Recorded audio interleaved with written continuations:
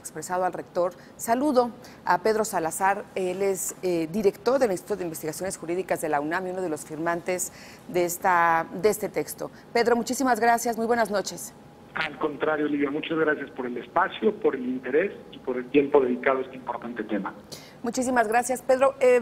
¿Por qué sintieron la necesidad de salir a expresar este respaldo al rector en estos momentos?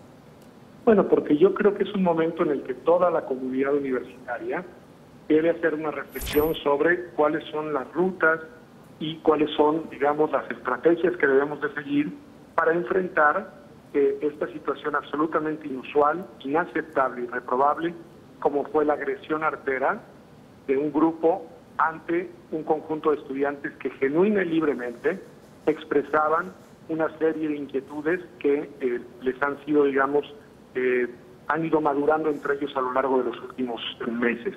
Y en ese sentido, respaldar la posición del rector y también de su equipo de trabajo, me parece que es la posición adecuada por parte del cuerpo directivo de la universidad y de un grupo amplio de académicos, porque hay que decir que en esta misma posición se han expresado, hay veces con matices, con puntos de vista, digamos, ligeramente distintos, pero una gran parte de la comunidad universitaria, porque toda la universidad se ha sentido genuina y legítimamente agredida por estos actos inaceptables.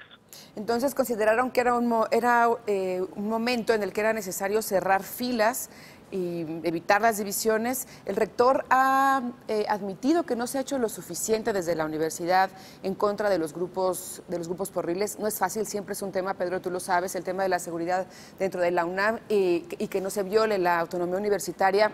¿Qué se puede hacer? Es un momento muy delicado en el que estamos. A ver, es un problema, el problema de la seguridad lamentablemente es un problema no solo de la universidad, de la Ciudad de México, de todas las ciudades colindantes, y así nos vamos hasta el resto del país. Claro. El problema es que este fenómeno de la violencia se ha ido expandiendo de distintas maneras.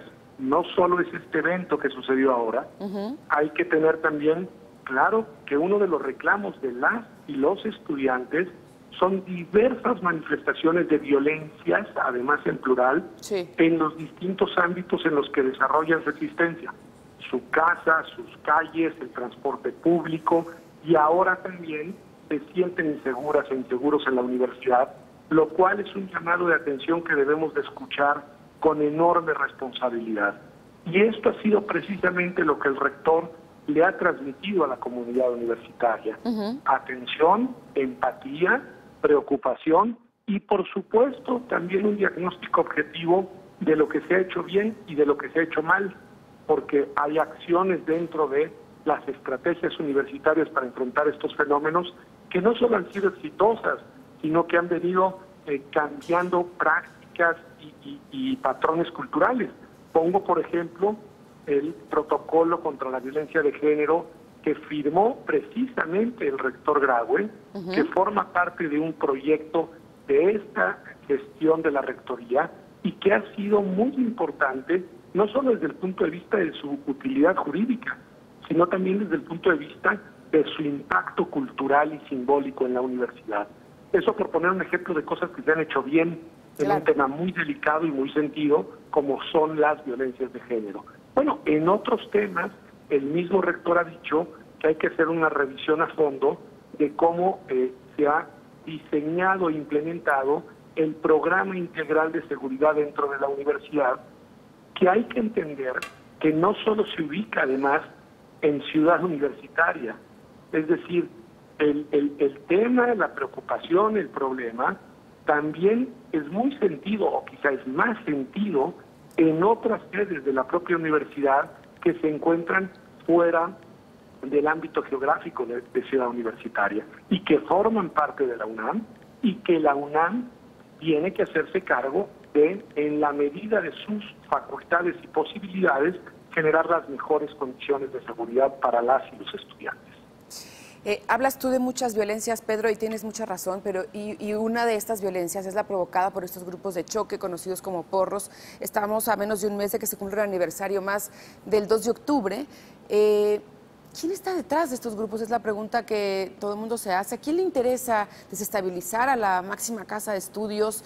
¿Qué hay detrás de todo esto? ¿Quién los manda? ¿Quién los financia? ¿Qué reflexionas a este respecto, Pedro? A ver, yo creo que es precisamente una de las grandes preguntas sobre las cuales no se debe especular sin información sólida, porque parte de la responsabilidad universitaria es la de generar certidumbre, certeza y de contribuir de esta manera a la estabilidad de la vida social. Y entonces sé, porque todos hemos escuchado, leído, que hay muchas interpretaciones y muchas especulaciones.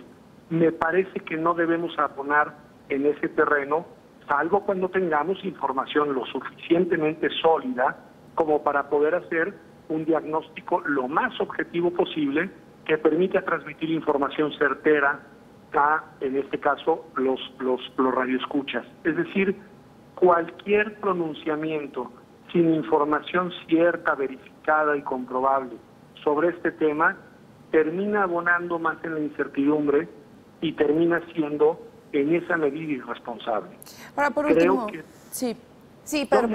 creo que en eso tenemos que ser todos, incluyendo a los medios de comunicación, particularmente responsables. Es verdad. Pedro, para terminar, ¿qué opinas de cómo se están llevando a cabo las investigaciones en torno a estos hechos de violencia de la semana pasada, donde los estudiantes fueron agredidos por un grupo que incluso traían ahí armas punzocortantes? Está la detención de 2 personas por la Policía Federal, que luego al día siguiente fueron liberadas por la Procuraduría Capitalina. Después el anuncio de esta persona, que es la única detenida, la cual ya fue vinculada a proceso. Hay 15 órdenes de aprehensión también. ¿Sientes que hay la coordinación que requiere un asunto de esta relevancia? Lamentablemente no. A ver, por parte de la universidad, creo que la universidad ha hecho lo que puede hacer, incluso los procedimientos académicos que le corresponden, que están en curso, no han concluido, y también ha realizado las pesquisas y ha aportado la información que le corresponde aportar. Por el lado de las instituciones de Procuración de Justicia de la Ciudad de México y de la Procuraduría General de la República, creo que el saldo es profundamente deficitario. Entre otras cosas, porque no nos han permitido conocer con certeza los motivos y causas de las decisiones que han ido tomando. Y creo que este es un problema mucho más profundo. Esto nos habla de la debilidad, de la fragilidad y de la necesidad de reformar a fondo nuestras instituciones de procuración de justicia. El tema más amplio de la discusión sobre el paso entre la procuración de justicia y las fiscalías autónomas pasa precisamente por ahí. Y creo que esta es una coyuntura que evidencia que con estas instituciones de procuración de justicia, el país, no la universidad, el país no está siendo capaz de procesar y de dar respuesta y de dar certeza a casos como este que nos ofenden a todos. Muchísimas gracias, Pedro Salazar, director del Instituto de Investigaciones Jurídicas de la UNAM, por esta conversación para Sin Línea. Muchísimas gracias a ti, Elida. Muy buenas noches. Muy buenas noches.